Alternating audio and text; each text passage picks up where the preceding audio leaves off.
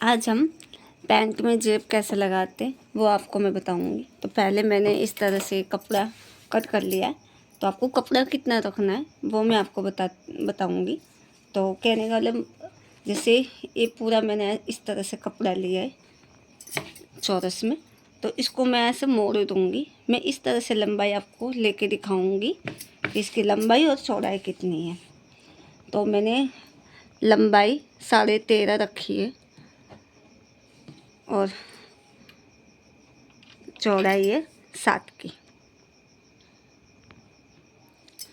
तो लंबाई मेरी 13 की है और चौड़ाई मेरी 7 की है। अब इसको हम पैंट में लगाएंगे। तो जो जेब है वो पैंट का जो आगे वाला जो आगे का हिस्सा होता है उस तरफ लगेगी पहले। तो ये मेरा आगे वाला हिस्सा है पैंट का। तो मैंने इस तरह से आसन मैंने जोड़ लिया है। जैसे पैंट के 4 हिस्से होते हैं आगे और पीछे का, तो वो मैंने बीच वाला जो आसन वाला जो हिस्सा है मैंने जोड़ लिया है।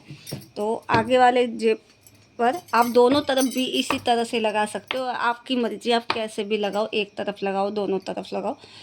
तो आपको क्या करना है, जैसे मेरा तो ये प्लेन कपड़ा है तो मैंने यहाँ निशान लगा रखा है कपड़े ऊपर। आपका अगर डिजाइन वाला हो और या फिर प्लेन हो तो आप भी कर सकते हो। तो अब जैसे कि मैंने ये निशान लगा रखा है कि मुझे पता चले कि मेरी जेब उल्टी तो नहीं लग रही है ना। तो अब जैसे मैंने इस ऊपर से लगाना है हम लोगों को जेब, तो इस तरह से मैंने पहले कपड़े को बराबर कर लिया है। कपड़े को मैंने बराबर कर लिया है। अब आपको क्या करना है, नाप लेना है।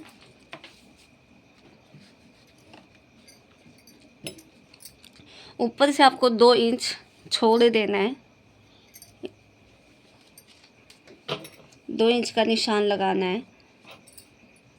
फिर आपको जहाँ से आपने निशान लगाया है वहाँ से आपको 5 इंच का निशान लगाना है इस तरह से बस।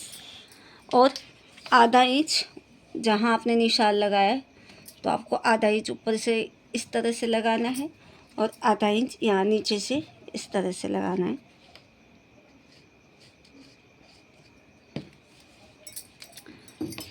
अब हम इस पर सिलाई करेंगे। तो आपको ऊपर जहाँ मैंने 2 इंच तक निशान लगाया आपको वहाँ तक सिलाई नहीं करनी है, आपको यहाँ सिलाई करनी है इस तरह से। पहले आपको इस तरह से जहाँ मैंने आधे इंच का निशान लगाया था, जहाँ मैंने आधे इंच का निशान लगाया था वहाँ से मैं इस तरह से ये आधे इंच पर निशान लगा के इस तरह से कपड़े को घुमा दूँगी और फिर सिलाई लगाऊंगी यहाँ तक। जहाँ मैंने 5 इंच का निशान लगाया था वहाँ तक मैं बिल्कुल सीधी सिलाई लगाऊंगी।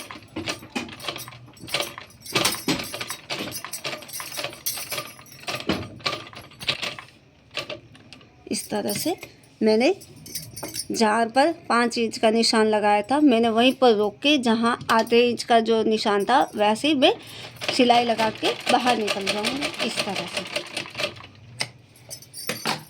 जैसे इस तरह से यहाँ से लेके एक बॉक्स मैंने जैसे 5 इंच तक सिलाई लगा के एक बॉक्स बना लिया। अब हम क्या करेंगे, इसको थोड़ा सा हल्का सा इस तरह से कट कर देंगे कोने पर, दोनों तरफ के कोने पर इस तरह से। जैसे हम गले में कट करते हैं ना उसी तरह इसमें भी कट कर देंगे। अब हम क्या करेंगे, कपड़े को इस तरह से घुमा लेंगे पीछे की तरफ इस तरह से। और इस तरह से पहले कपड़े को अच्छी तरह से प्रेस करके बिठा लेंगे अपनी सिलाई को इस तरह से। अब हम उल्टी तरफ आपको मैं दिखाऊंगी इस तरह से होगा। फिर जो हमारा जो ये कपड़ा है हम लोग इस तरह से इस पर रख के सिलाई लगा देंगे। बिल्कुल बराबर रखना है आपके जेब को। और फिर ऊपर से बिल्कुल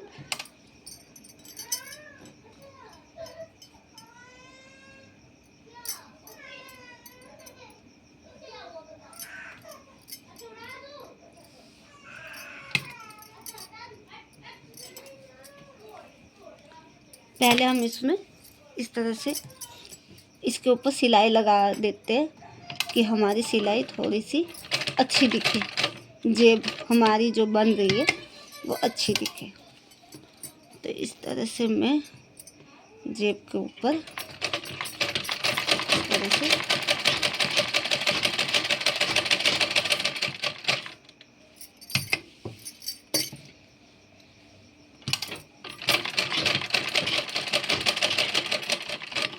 ऐसे दोनों कोने को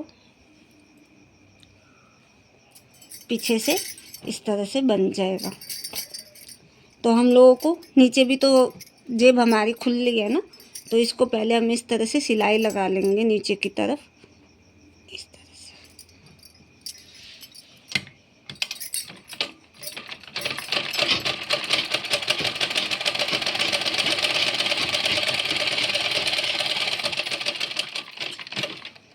एक सिलाई और लगा लूँगी मैं। इस तरह से मैंने नीचे की तरफ सिलाई लगा के इसको मैं सीधा कर लूँगी। तो ये मेरा जेब का आकार इस तरह से बन जाएगा और यहाँ से मैं बंद हो जाएगा। ठीक है। अब इस तरह से मैं चारों कोने पकड़ के सही तरीके से सीधी सिलाई लगा दूँगी कि हमारा जेब का हिस्सा बंद हो जाए।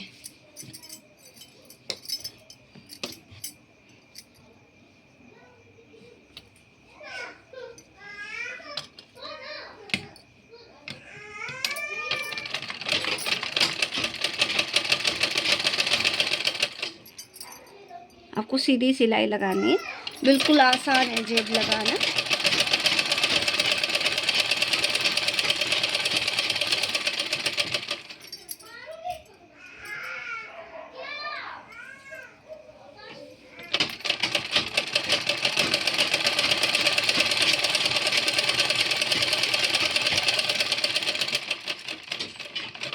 इस तरह से अब ये हमारी बन गई जेब। पीछे की तरफ से आप देखोगे तो ये हो गया हमारा जेब तैयार।